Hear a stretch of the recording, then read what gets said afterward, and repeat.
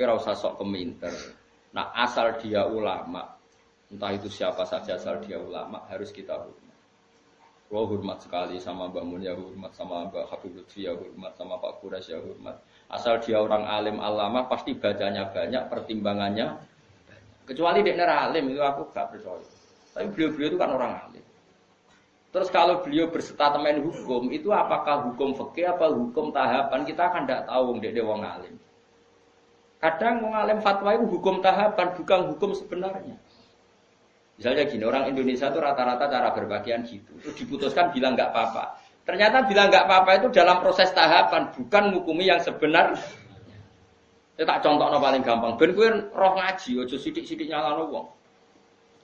Rasulullah itu pernah ditanya orang, ya Rasulullah, saya ini mau masuk Islam. Tapi penyakit dasar kula niku bodoni. Napa boleh kula salat, zakat, tapi tetap ansal bodoni? Jawab Nabi, gak apa-apa. Wis penting salat. Sause wong iku mirip Abbas protes ya Rasulullah, apakah engkau ngalalo bodoni? Gak bodoni ora halal. Tapi kok jenengan ngolehi ketika wong iku gawe kontrak tetap oleh bodoni, mergo iki mergene maklar rezekine kok bodoni. Jawab Nabi, engkau angger sering salat, rak jijik-jijik dhewe mbek bodoni. Berarti ketika Nabi tidak mengharamkan bodoni itu bukan hukum sebenarnya, ini hukum tahapan. Apa hukum tahapan? Ini yang paling angel ning bab fiqh dakwah, mana disebut fiqh dakwah. Ada hukum itu tidak sebenarnya, tapi itu tahapan. Misalnya aku ketemu cah Jakarta, mondok ning nggonku misalnya, cah itu biasanya katokan cekak. Tak kon jilbaban langsung kangelan. Kira-kira tak kon, ya wis celananan nduk, celananan. Mergo pikiranku lumayan ora katokan cekak. Terus ning atiku mesti jilbab menyusul kan ngono. Bukan darani celananan itu hukum sebenarnya, ini hukum tahapan. Saiki kowe nglatih cah cilik poso, langsung maghrib tak beduk. Beduk. Terus pun, wah ini ajaran sesat, poso setengah hari. Kayak seneng drengki mbek wong. Iku jenenge hukum tahapan, tidak hukum sebenar. Mulane kula sing penting asal sing ngomong wong alim saleh. Tak baleni nek wong alim saleh. Saleh tok ora alim ora cukup. Mergo ilmune ra akeh. Alim tok ora saleh ya fasik jenenge alim ora saleh ya kacau juga. Lah titenane piye yo? Lagi alim ta ora? Nah alim ditan-titani dhewe biji-biji dhewe. Tapi Nabi itu figur yang luar biasa. Kadang-kadang Nabi itu ngendikan seperti itu. Ana wong memang ana wong salat tapi pamit ijek bodoni. Nek Nabi gak apa-apa sing penting salat. Setelah orang itu mirip sahabat protes. Berarti engkau membolehkan bodoni? Jawab Nabi, orang halal bodoni. Sayan haruma yaqulu aja apal hadise.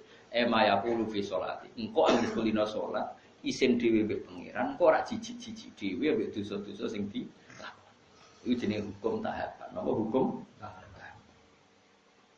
Mane masyhur cerita teng Lirboyo. Ada seorang Gus Nuwakal, senengane pacaran. Kiai ini kakuati mendingin. Ini kisah nyata.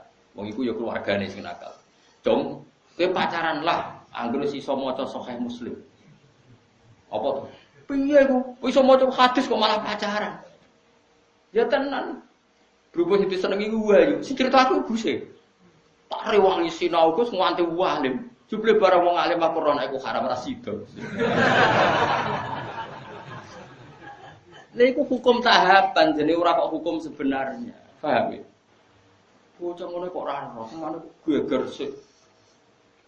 Mulane ngaji ben roh dununge hukum.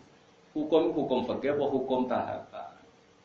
Nak hukum fikih ya permanen, nak hukum tahapan ini tadrij fi sunnah, tahapan mendidik sunnah. Tentu ada apa? Tahapannya. Tapi tahapan ini tidak menjadi hukum fikih, jenenge fiqh dakwah. Bukan fiqhul ahkam tapi apa? Fiqh dakwah.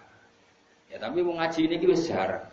Wong wis sanane emosi gak gelem ngaji. Makanya saya tadi bilang, asal dia orang alim dan soleh. Makanya saya bisa menerima misalnya Sayyid Umar Hafid orang alim, kadang dakwah di Belanda, di mana? Ya ketemu orang macam-macam. Tapi beliau tidak selalu bilang mungkar. Karena itu tahapan, jadi beliau tidak perlu kesusu darani mungkar. Ini tahap pembinaan. Dan bina wong Belanda cek katokan cekak kausan porotong wedok-wedok terus kon Islam. Ayo jilbaban, ayo cadaran, yo melayu. Ya mesti ada urutannya, tauhid dulu, setelah tauhid ini, setelah. Nah itu menjadi fiqh dakwah bukan menjadi fiqhul ahkam. Paham ya? Mulane ngaji ben roh duduk perkara. Lah Rasulullah itu sering melakukan itu. Paham ya? Jadi makanya kalau ada orang ngomong tentang perempuan itu boleh memperlihatkan sesuatu yang menjadi kesehariannya.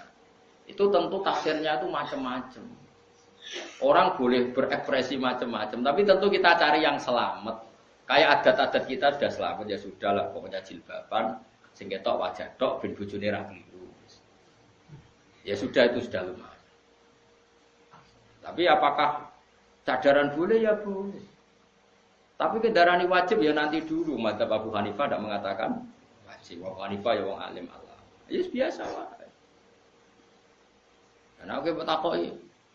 Lah apa blodor iku oleh ya ora oleh. Tapi kowe iso ngatur wong sak Indonesia. Kowe muni haram utawa sapa wong mendo kabeh. Wong ora melok nglakoni. Malane cara kula kita dilatih dengan fiqh dakwah. Sebaiknya sing lagi blodor diajarkan ke yang tidak blodor. Wis ngono tok. Isane opo? Wama apa dawe kanjeng dawe pangeran lasta alaihim bimusaitir. Nabi sendiri tidak bisa menguasai orang karena diusahakan sesuatu dilakukan dengan kesadaran. Ada ayat wala yudina zinatahunna illa ma dzahara minha. Itu koma dzahara wis pokoke cara kula sanut guru, anut wong alim-alim serausan. Cuma kalau ada fikih kontroversi itu sampean harus ikut saya. Apakah itu fiqhul ahkam? Apakah itu fiqhul dakwah? Kalau fiqhul ahkam ya final. Kalau fiqhul dakwah itu tahapan, napa?